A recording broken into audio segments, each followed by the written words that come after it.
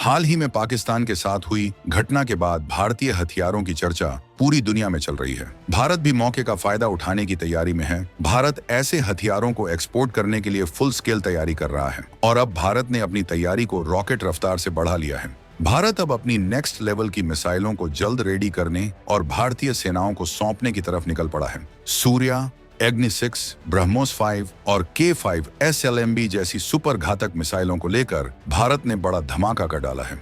इन्हीं में से एक है K5 SLBM मिसाइल, जिसको लेकर भारत तगड़ा मिशन करने वाला है। दोस्तों, भारत की वर्तमान शक्ति कितनी बदल गई है, इसका एक उदाहरण लेते हैं। समुद्र की गहराइयों से पानी का सीना चीरकर निकलती है। एक भारतीय बैलिस्टिक मिसाइल समंदर का सन्नाटा चीरती हुई एक आग का गोला अचानक आसमान की ओर बढ़ता है और कुछ ही देर में दुश्मन देश में तबाही के मंदिर दिखने लगे हैं। अफरा तफरी मच जाती है और दुश्मन देश समझ ही नहीं पाते कि हमला किसने किया, कहां से हुआ और ये सब कब हुआ। यानी अंधेरी रात में दूर कहीं दुश्मन के शहर की तरफ भौकाल छा जाता है, मानो कयामत का मंजर हो।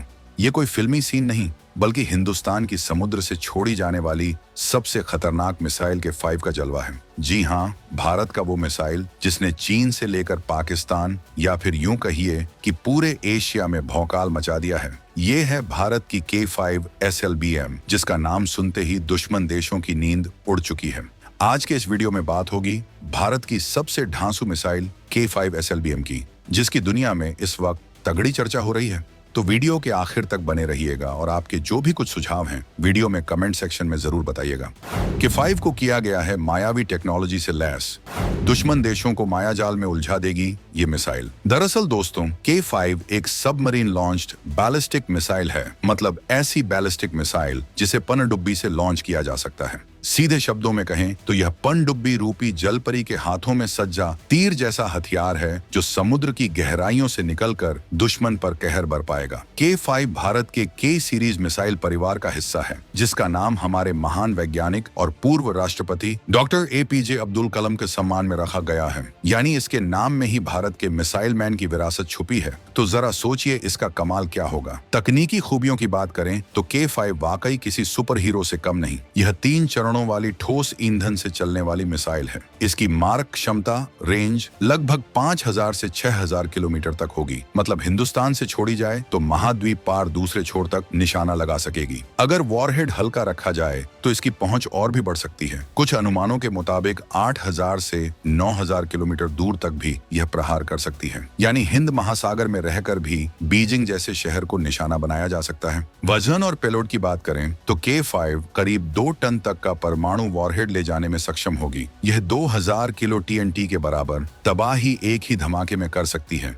जो खुद में भौकाल मचाने के लिए काफी है। मिसाइल की रफ्तार और टेक्नोलॉजी भी जबरदस्त है। DRDO इसे ऐसे एडवांस्ड काउंटर मेजर्स से लैस कर रहा है जिससे दुश्मन के रडार और एंटी मिसाइल डिफेंस भी धोखा खा जाए। कहते हैं कि अपने क्लास में यह सबसे तेज रफ्तार वाली मिसाइल होगी, यानी दुश्मन को संभलने का मौका तक नहीं मिलेगा। K5 की एक और घातक खूबी है MIRV टेक्नोलॉजी, जिसका मतलब है multiple independently targetable re entry vehicles. आसान भाषा में एक मिसाइल कई बार K5 एक साथ 4 अलग अलग न्यूक्लियर वॉरहेड अलग अलग लक्ष्यों पर गिरा सकती है। दोस्तों, कल्पना कीजिए, मिसाइल अंतरिक्ष में पहुंचने के बाद 4 हिस्सों में बंट जाएगी और 4 अलग शहरों पर कहर बनकर टूटेगी। दुश्मन के लिए चौतरफा तबाही लेकर आएगी। ये ऐसी उन्नत तकनीक है जो अब तक सिर्फ गिनती के देशों के पास थी। अब भारत भी इस क्लब में शामिल होने की दहलीज पर है। कमाल का है K5 मिसाइल का लॉन्च सिस्टम। K5 का लॉन्च सिस्टम भी उतना ही कमाल का है। एक भारी भरकम मिसाइल को पानी के अंदर पनडुब्बी से लॉन्च करना कोई बच्चों का खेल नहीं। इसके लिए खास तकनीक चाहिए होती है। DRDO ने पहले ही K4 मिसाइल के लिए एक ठोस ईंधन वाली कैनिस्टर लॉन्च तकनीक विकसित की है, जिसमें गैस जनरेटर की मदद से मिसाइल को तेजी से पानी की सतह से बाहर धकेला जाता है और फिर उसके रॉकेट मोटर इग्नाइट होते हैं। K5 भी इसी तरह की कैनिस्टर लॉन्च प्रणाली का इस्तेमाल करेगा, जिससे पनडुब्बी के अंदर से एक बटन दबाते ही यह दानव बाहर निकल पड़ेगा। पानी के भारी दबाव यानी लगभग 50 किलो प्रति वर्ग सेमी को झेलते हुए मिसाइल का सुरक्षित बाहर आना और फिर हवा में अपने रॉकेट से शक्ति प्राप्त करना, ये सब भारतीय वैज्ञानिकों ने बखूबी डिजाइन किया है। यकीन मानिए, इस तकनीकी कमाल पर आज हर हिंदुस्तानी को गर्व होगा।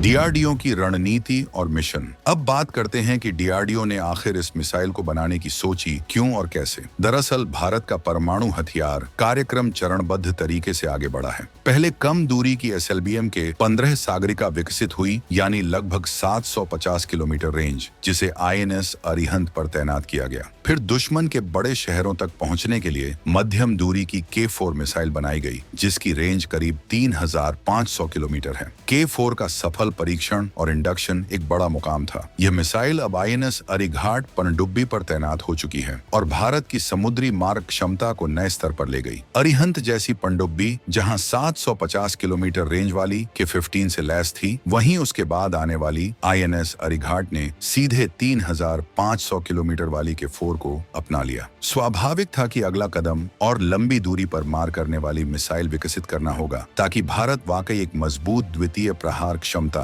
यानी सेकंड स्ट्राइक कैपेबिलिटी हासिल कर सके। यहीं से जन्म हुआ अगली पीढ़ी की एसएलबीएम K5 का। डीआरडीओ ने 2015 के आसपास K5 पर काम शुरू कर दिया था। जैसे ही K4 का विकास पूरा हुआ, यानी जनवरी 2020 तक आते आते, तो वैज्ञानिक टीम ने अपना फोकस K5 पर शिफ्ट कर दिया। ये प्रोजेक्ट शुरुआत से ही सीक्रेट था, क्योंकि इसकी मारक क्षमता भारत की सुरक्षा रणनीति में गेम चेंजर साबित होने वाली थी। बताया जाता है कि 2018 तक K5 के पहले परीक्षण की तैयारी भी शुरू हो गई थी। अफवाहें हैं कि डीआरडीओ ने एक अंडर वाटर पंटून से K5 के कॉन्सेप्ट का गुप्त परीक्षण कर भी लिया है, लेकिन आधिकारिक तौर पर इसकी कोई पुष्टि नहीं की गई। हो सकता है डीआरडीओ ने समंदर की गहराई में चुपके से इस दानव को छोड़कर देखा हो कि ये पानी से बाहर कैसे निकलता है, मार्ग बदलता है वगैरह। अगर ऐसा है तो वाकई एक सस्पेंस भरी कहानी है जो धीरे धीरे उजागर होगी। डीआरडीओ की रणनीति साफ थी, कदम दर कदम आत्मनिर्भरता। पहले छोटी रेंज, फिर मध्यम, फिर लंबी रेंज की एसएलबीएम बनाकर न केवल तकनीक में महारत हासिल की जाए, बल्कि भारतीय नौसेना की जरूरतों के हिसाब से पनडुब्बियां भी धीरे धीरे अपग्रेड हों। K5 के विकसित होते होते हमारे पास उन्नत पनडुब्बियों का बेड़ा तैयार रहेगा जो इसे ढो सकेंगी। यही हुआ भी। पहले अरिहंत जैसी 6000 टन की पनडुब्बी बनी, फिर उसी का विकसित रूप अरिघाट और अरिधमान कोडनेम S4 भी 7000 टन के साथ आए, जिनमें और बड़ी मिसाइल लगाने की जगह थी। मतलब तकनीक और रणनीति दोनों हाथ पकड़कर चले हैं। डीआरडीओ की इस सूझबूझ भरी प्लानिंग को सलाम, जिसने भारत को एक एक पायदान ऊपर चढ़ाते हुए आज इस मकाम तक पहुंचाया कि हम 5000 से अधिक किलोमीटर मारक क्षमता वाली एसएलबीएम बनाने के कगार पर हैं। चीन पाक को ध्यान में रखकर बनी स्ट्रेटेजिक ताकत भारत के लिए K5 बनाना सिर्फ तकनीकी हासिल नहीं, रणनीतिक मजबूरी भी थी। हमारे दो बड़े पड़ोसी चीन और पाकिस्तान दोनों परमाणु हथियारों से लैस हैं। पाकिस्तान के पास तो खैर अभी समुद्र से मार करने लायक सिस्टम नहीं है, लेकिन चीन काफी आगे निकल चुका है अपने JL2 जैसे SLBM और अत्याधुनिक पनडुब्बियों के जरिए। ऐसे में हिंदुस्तान को अपनी रक्षा के लिए एक मजबूत संदेश देना जरूरी था। हम तैयार हैं, तुम हिमाकत मत करना। K5 उसी संदेश का नाम है। पाकिस्तान भौगोलिक रूप से भारत के काफी करीब है। 5 से 6000 किलोमीटर दूर मार करने वाली मिसाइल की जरूरत पाकिस्तान को ध्यान में रखकर तो नहीं पड़ी, क्योंकि पाकिस्तान का कोना कोना पहले से ही हमारे अग्नि और पृथ्वी मिसाइलों की रेंज में है। असली चुनौती थी कि अगर कभी खुदा न ख्वास्ता चीन की तरफ से खतरा हो तो हम उसे कैसे रोकेंगे। लेकिन पाकिस्तान के लिए भी K5 एक ओवरकिल साबित होगी, यानी जरूरत से कहीं ज्यादा क्षमता। अब हिंदुस्तान की पनडुब्बी हिंद महासागर में गश्त लगाते हुए भी पाकिस्तान के किसी भी शहर को पल भर में नेस्तनाबूद करने की ताकत रखेगी। दुश्मन के लिए दहशत कायम रखने को ये काफी है। ये वो हथियार है जो पाकिस्तान के हुक्मरानों को ये एहसास दिलाएगा कि अगर उन्होंने एक भी नापाक हरकत की तो जवाब ऐसा मिलेगा जिसे सदियों तक भुला नहीं पाएंगे। असल गेम चेंजर K5 चीन के लिए है। अब तक स्थिति ये थी कि हमारी अरिहंत पनडुब्बी में लगी K15 यानी 750 किलोमीटर मिसाइल तो चीन की सीमा के आसपास भी नहीं पहुंच सकती थी, और K4 यानी 3500 किलोमीटर को भी अगर चीन के बड़े शहरों तक मार करनी हो तो पनडुब्बी को काफी उत्तर पूर्वी समुद्र तक जाना पड़ता, जो खतरनाक हो सकता था। लेकिन K5 के आते ही पासा पलटने वाला है। 5000 से 6000 किलोमीटर रेंज, मतलब हम भारत के ही आसपास के समुद्री क्षेत्र जैसे बंगाल की खाड़ी से पूरे चीन पर निशाना साध सकते हैं। दोस्तों, बीजिंग और शंघाई जैसे शहर जो पहले हमारी पहुंच से बाहर माने जाते थे, अब K5 के शिकंजे में होंगे। इसका सीधा मतलब है कि चीन अगर कोई दुस्साहस करने की सोचेगा तो उसे पता रहेगा कि उसके बड़े बड़े शहर जोखिम में हैं। दुश्मन की धरती पर इतनी गहराई तक मार करने की क्षमता बहुत कम देशों के पास है और भारत ने इसे हासिल करके एशिया में शक्तियों का संतुलन अपने पक्ष में मोड़ लिया है। कल्पना कीजिए, दक्षिणी हिंद महासागर में भारतीय SSBN पनडुब्बी गुपचुप घूम रही है। चीन को इसका अता पता नहीं, वो सतह पर निगरानी करता रह जाता है और इधर इमरजेंसी पड़ने पर उसी पनडुब्बी से एक के बाद एक K5 मिसाइलें दुश्मन के आसमान में तबाही बनकर बरसती हैं। यही तो है असली स्ट्रैटेजिक डेटरेंस, यानी प्रतिरोधक क्षमता। दुश्मन की हिम्मत ही न पड़े, क्योंकि परिणाम भयानक होंगे। K5 के साथ भारत की यह प्रतिरोधक क्षमता कई गुना बढ़ जाएगी। चीन जैसी ताकत भी अब हिंदुस्तान से उलझने से पहले 100 बार सोचेगी, क्योंकि समुद्र में छुपा हुआ हमारा वार अनदेखा और अचूक होगा। परमाणु त्रय यानी न्यूक्लियर ट्रायड, ये शब्द आपने जरूर सुना होगा। मतलब है वो देश जिसकी परमाणु हमले की क्षमता तीनों जगह मौजूद हो। जमीन से लैंड बेस्ड मिसाइल जैसे अग्नि, हवा से बम वर्षक विमान या फाइटर जेट से परमाणु बम और पानी से पनडुब्बी से SLBM। अब तक बहुत कम देशों ने पूर्ण परमाणु त्रय हासिल किया है। अमेरिका, रूस, चीन, फ्रांस, ब्रिटेन, ये 5 बड़े देश इस क्लब में थे और अब हिंदुस्तान ने भी खुद को इस सूची में शुमार कर लिया है। 2018 में INS अरिहंत के प्रदक्षिणा यानी डिटरेंट पेट्रोल पर जाने के साथ भारत ने आधिकारिक तौर पर अपना त्रिशूल पूरा कर लिया था, लेकिन कुछ कमी थी समंदर वाली ताकत में लंबी मारक क्षमता की। K15 के 750 किलोमीटर और K4 के 3500 किलोमीटर तक के दायरे से बाहर अभी भी कुछ लक्ष्य थे। K5 इस कमी को पूरा करने वाला कदम है। इसके जुड़ते ही भारत सचमुच परमाणु त्रिशूल का धारदार अंक बन जाएगा। भारत की न्यूक्लियर रणनीति में नो फर्स्ट यूज की नीति है। मतलब हम परमाणु हथियार सिर्फ जवाबी कार्रवाई में इस्तेमाल करेंगे, पहले नहीं।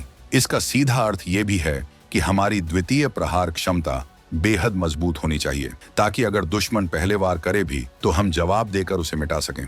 पनडुब्बियों से लॉन्च होने वाली मिसाइलें इसी काम के लिए होती हैं। उन्हें कोई पहले हमले में निशाना नहीं बना सकता, क्योंकि उनका पता लगाना मुश्किल है, तो वो सुरक्षित रहती हैं और जवाबी हमला कर सकती हैं। K5 के आने से भारत की यही क्षमता आसमान छू लेगी। अब भारत जमीन, आसमान और समंदर तीनों से परमाणु जवाब देने में सक्षम होगा, वो भी इतनी दूरी तक जहां दुश्मन सोचे भी नहीं कि वार वापस आ जाएगा। यही असली डिटरेंट है जो दुश्मन को हमला करने से रोकता है। एक मिसाइल सब कुछ नहीं कर सकती, उसके लिए सही प्लेटफॉर्म भी चाहिए। भारत ने अपने परमाणु सबमरीन प्रोजेक्ट अति विशिष्ट उन्नत तकनीक वाहन प्रोग्राम के तहत अरिहंत क्लास की पनडुब्बियां विकसित की। INS अरिहंत S2, फिर INS अरिघाट S3 और अब S4 कोड नाम वाली 2 और उन्नत पनडुब्बियां तैयार की जा रही हैं। इनमें से तीसरी पनडुब्बी INS अरिधमान S4 जल्द नौसेना में शामिल होगी और चौथी S4 को तो अक्टूबर 2024 में ही लॉन्च कर दिया गया है। ये नई पनडुब्बियां पुराने मॉडल से और बड़ी और आधुनिक हैं। जहां अरिहंत और अरिघाट में सिर्फ 4 मिसाइल लॉन्च ट्यूब थे, S4 और S4 जैसी सबमरीन में 8 ट्यूब लगे हैं।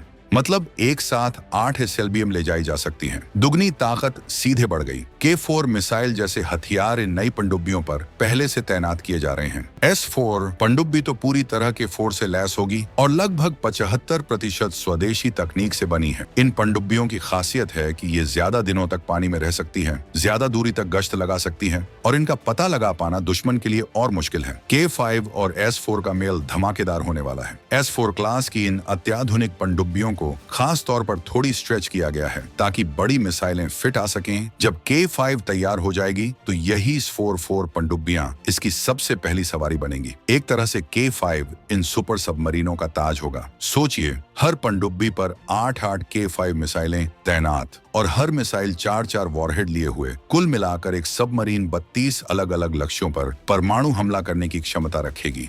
ऐसा भौकाल स्थापित होगा कि दुश्मन का पसीना छूटना तय है। आने वाले सालों में भारत इससे भी आगे जाने की सोच रहा है। खबर है कि अगली पीढ़ी की SSBN पनडुब्बियां और बड़ी होंगी। अरिहंत क्लास के लगभग 2 गुने विस्थापन यानी करीब 12,000 टन के साथ। इनमें शायद 12 से 16 मिसाइल रखने की जगह होगी और ये पनडुब्बियां K6 जैसी और भी लंबी रेंज 6,000 से 8,000 किलोमीटर वाली मिसाइलों से लैस होंगी। यानी भविष्य में हिंदुस्तान के समुद्री बेड़े में ऐसे महाविनाशक हथियार होंगे जो वाकई दुनिया के किसी भी कोने तक पहुंच सकें।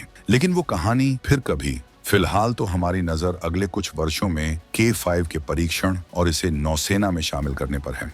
दुनिया के खास एलीट क्लब में शामिल होगा भारत। K5 सिर्फ एक मिसाइल नहीं बल्कि भारत के लिए एक मील का पत्थर है। इसके सफल विकास के साथ भारत ने दुनिया को दिखा दिया कि वो तकनीकी रूप से किसी महाशक्ति से कम नहीं है। अभी दुनिया में बस चंद मुल्क हैं जिनके पास इतनी दूर तक मार करने वाली पनडुब्बी से लॉन्च होने वाली मिसाइलें हैं। अमेरिका के पास ट्राइडेंट 2 है जो 7,000 से अधिक किलोमीटर तक मार करती है। रूस के पास बुलावा है जिसकी रेंज लगभग 8,000 किलोमीटर है। चीन के पास JL-2 है जो करीब 7,400 किलोमीटर तक मार कर सकती है। ब्रिटेन और फ्रांस के पास भी अपने SLBM हैं। इस फहरिस्त में भारत का नाम आना हमारे लिए गर्व की बात है। सिर्फ 6 देश अमेरिका, रूस, चीन, फ्रांस, ब्रिटेन और भारत के पास ये क्षमता है। पाकिस्तान या हमारे आसपास के अन्य देश इसके आसपास भी नहीं है। हाँ, चीन के साथ अब हम कांटे की टक्कर की स्थिति में आ गए हैं, कम से कम समुद्री प्रतिरोधक क्षमता के मामले में। K5 के आने से भारत की रणनीतिक स्वायत्तता और बढ़ जाएगी। अब हम अपनी सुरक्षा के लिए किसी और पर निर्भर नहीं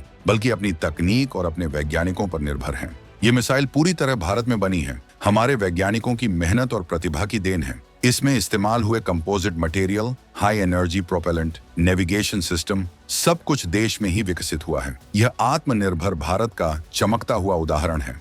हमारे नौजवान वैज्ञानिकों ने पिछले 1 दशक में दिन रात मेहनत करके यह करिश्मा कर दिखाया है। भारत जैसे जिम्मेदार लोकतंत्र के लिए यह उपलब्धि सिर्फ शक्ति प्रदर्शन नहीं बल्कि शांति सुनिश्चित करने का साधन भी है। एक मजबूत प्रतिरोधक क्षमता का मतलब है कि दुश्मन देश युद्ध शुरू करने से डरेगा और शांति बनी रहेगी। वास्तव में शांति बनाए रखने के लिए शक्तिशाली होना जरूरी है। यही संदेश K5 के जरिए दुनिया को जाता है। भारत किसी पर हमला करने का इरादा नहीं रखता, लेकिन शांति वार्ता हाथ में सूली वाली कहावत को चरितार्थ करते हुए हम सुरक्षा के सारे बंदोबस्त अपने हाथ में रखना चाहते हैं। जब हम तिरंगे को लहराते देखते हैं तो उसकी रक्षा की जिम्मेदारी उन्हीं अदृश्य हाथों में भी है जो समुद्र की गहराई में तैनात हैं। भारतीय पनडुब्बी में तैनात नाविक जब गश्त लगाता है तो देशवासी चैन की नींद सो सकते हैं क्योंकि K5 जैसी मिसाइल उसकी पनडुब्बी में तैयार है। ये हमारे वीर सैनिकों के हौसले को भी बढ़ाएगी क्योंकि उन्हें सबसे अत्याधुनिक हथियार मिल रहा है।